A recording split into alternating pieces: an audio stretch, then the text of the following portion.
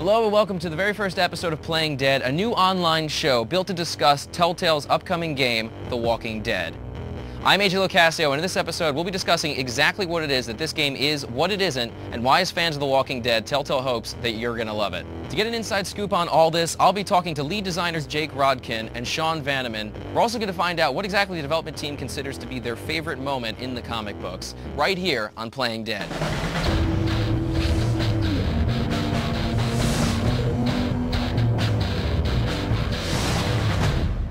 So since Comic-Con last year, you guys haven't really talked about Walking Dead much. We've been talking about it amongst ourselves. With each we've other. been making it. Yes. We have a mute team, actually. Nobody's spoken since July. Well, but for fans and people that actually want to get in on this game, where does this fit in? Where does the Walking Dead game fit into all this? Is it based on the show, or is it based on the comic? Where exactly does it take place within the world? Well, the game's based on the comic and exists right alongside the stories of the comics. If you were going by comic timeline, Rick would be in a coma.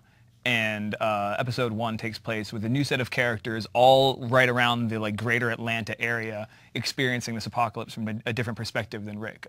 You play a new character named Lee Everett, who is actually on his way to prison. And via the apocalypse, his cop car wrecks and he has his freedom back. But of course now the world's gone to hell. We kind of went to the comics and looked at the characters that we liked the most, who we could look at while Rick was in a coma and say, where were they, what were they doing, and what were some of the things that they would have done early on that informs their character all the way through the most recent issue. Glenn is in the comic, Hershel's in the comic, and we're able to do that because our game, at least the first episode, takes place while Rick is in a coma. So what were these guys doing day 1, 2, 3, 4, 5? Who is Clementine? So Clementine's this little girl that Lee finds just alone, kind of discovers on his own that she's been effectively orphaned by this disaster. Is it that girl? It is, that little girl right there. There she is. I was wondering who that was. That's her from a while ago. I think it's important for people to know, when you see strong, capable protagonist guy and 3.5 foot tall little girl, you instantly kind of think oh, this is going to be a 5-episode, multi-hour escort mission. Well, that's really not at all why we put her in the game. That doesn't really feature into the gameplay. What does feature into the gameplay is her being exposed to your actions and her helping you out, and her sort of being this lens that you can see your choices through and the story in general through. She's just a smart, kind of quiet, introspective little girl who misses her parents. And Lee quickly finds that he doesn't really have anybody left because of the apocalypse, and discovers when he finds Clementine that she doesn't have anybody left either. So they kind of have to become this de facto family. And the theme of family plays through all the way through the comics and features heavily in the game.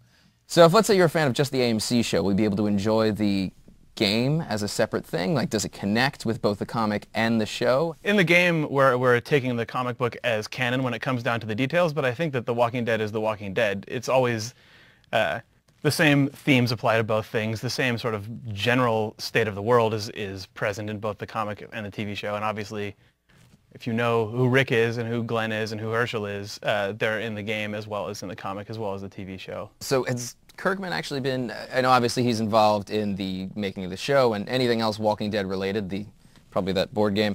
I bet it says Robert Kirkman on the front. It probably does. Yes, it does. So obviously I'm assuming he is heavily involved in the game, but how? In what way do you guys utilize him? How does Kirkman involve himself? With Robert, it's great because, obviously he reads all our stuff, and we've pitched him our storylines and all these things. And early on, we didn't quite know what their vision for the game was and what our vision for the game was going to be. We'd seen Rick's story in the TV show, and we'd seen Rick's story in the comic, obviously, but we didn't know if they wanted us to tell his story again. And then from Jump Street, the first meeting with the Skybound folks, they said, "Oh, we don't think it's creatively interesting to tell the story again." And I said, we completely agree. So where does that leave us? And then being able to pitch them a brand new character with a brand new story, but still keep the themes that he's worked so hard and over so many books to really explore was a great experience. And he was really receptive to that. So Kirkman, I heard he's kind of a gamer. Was this a rampant rumor? But yeah. Was he concerned for the game at all? Was he make sure you don't do A, B, and C? He actually specifically liked the fact that we were going to be making a game that was about story and about characters and about, he came in knowing there are a billion zombie games where all you do is blow away a million zombies, and the zombies are just sort of interactive catharsis, and he thought that it was cool that we'd be making a game where everyone What hugs and cries and was his Yeah, direct he said quote? he was, I mean, yeah, what was his quote was, I don't understand why people think it's so hard to write The Walking Dead. All you have to do is make people hug and cry and and then I just... That was his quote? Yes. Yeah. Hug and cry and so that's Yes. He also gave Jake a bunch of crap for being a fan of Super Mario We're going to talk Sunshine. about the fact that I like Mario Sunshine Oh, that's now. funny. He just really latched on to the fact that Jake liked He Super loved Mario Sunshine. 64. He had beat Mario Galaxy and gotten so far as to unlock and fully complete Super Luigi Galaxy, which I hadn't done. And then I told him I liked Mario Sunshine, and then he just stopped talking to me for 5 minutes in that meeting, and then scowled at me on the way out the door, and then sort of went, ha, just kidding, and then scowled at me again. No, and seriously, left. Sunshine is terrible. Yeah, and then walked out. Yeah, that's not something you tell people. So we don't have a sort of like water-based jetpack that you can use in this game. Robert nixed that after that conversation. I saw that in the original concepts. Yeah, there's up on that the picture of wall. Lee just like sort of sailing around like this. Spraying zombies in the face. Yeah. We're going to take a short break, and we're going to find out exactly what Telltale's development team thinks is the most important moments of Robert Kirkman's original comic books. When we get back, we'll be talking about who you are and what you'll experience when you play Walking Dead.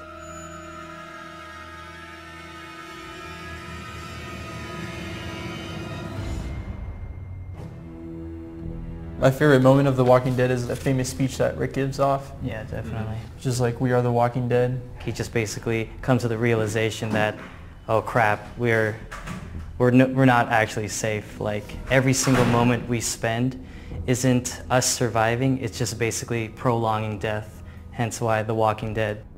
My favorite part of the comic is when Rick gets his hand chopped off by the governor. I feel like it's the point in the series when you realize that Kirkman's basically going to do whatever he wants with the characters, and you just have to hang on for the ride, I guess. This happens to be my favorite one because this is right after Chris and Julie have killed themselves because of their suicide pact, and Rick has this moment of like, wait, they turned into zombies. Oh, and then the preceding moment I think really speaks a lot to The Walking Dead. It's him having to come with some kind of resolve to Shane's death, and even though things really did end up ending badly, he wanted to put something to rest there. He still wanted to be a friend. So there's a line in here that the governor reads after watching the zombies just lunching on this guy, chowing down. The thing you have to realize is they're just us. They're no different. They want what they want. They take what they want. They get what they want.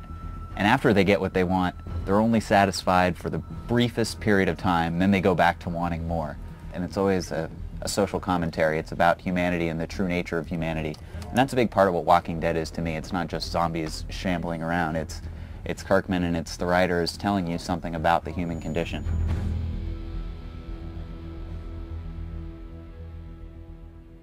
Being that it's a zombie game, we've obviously seen a lot of different kinds of zombie games, but what is Telltale's spin on this? What is the gameplay like? Like on the very basic level, you're going to be walking around like a beautiful 3D space. It's inspired by the work of the comics. You're going to be interacting with characters and solving problems and sort of driving Lee through this story. But a thing that is different for this game that, as opposed to any other Telltale game, is like choice is a real thing that's going to hang on not just for your episode. Like if you save somebody's life in the beginning of the episode, they're going to be with you.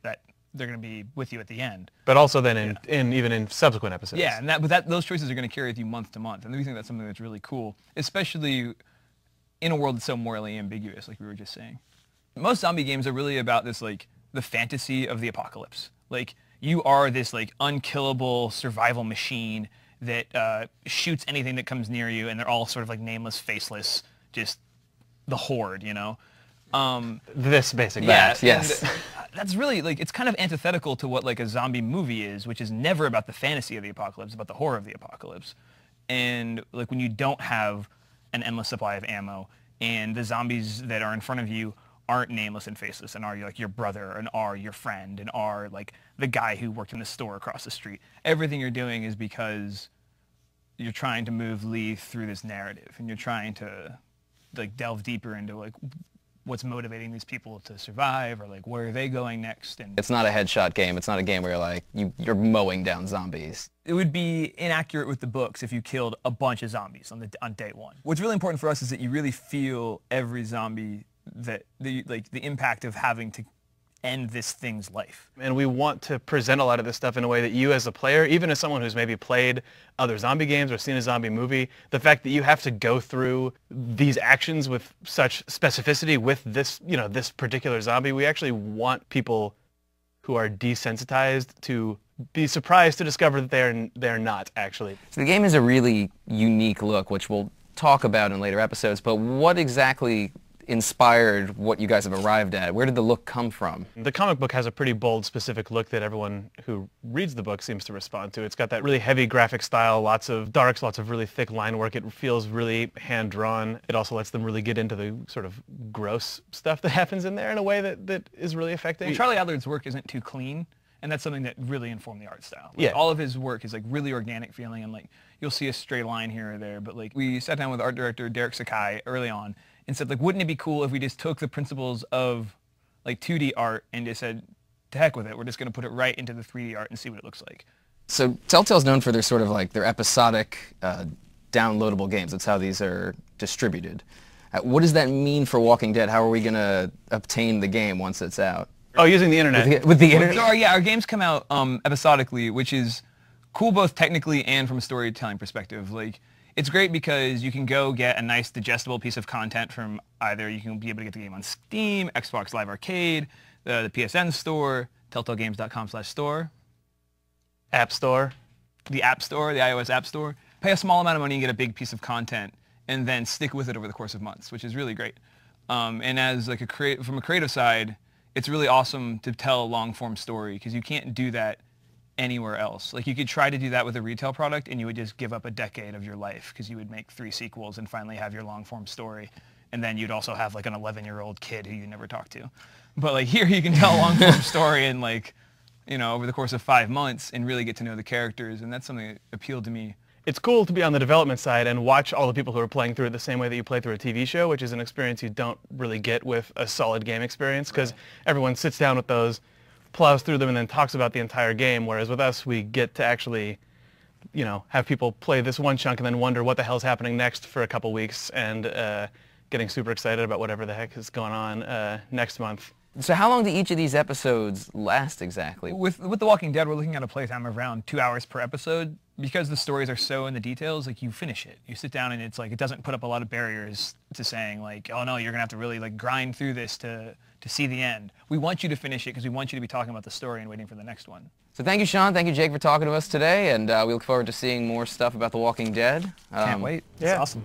So thank you to Jake and Sean for answering our questions about Walking Dead. And speaking of questions, we want to hear yours. Feel free to contact us at playingdead@telltalegames.com or leave us a message at 707-701-DEAD.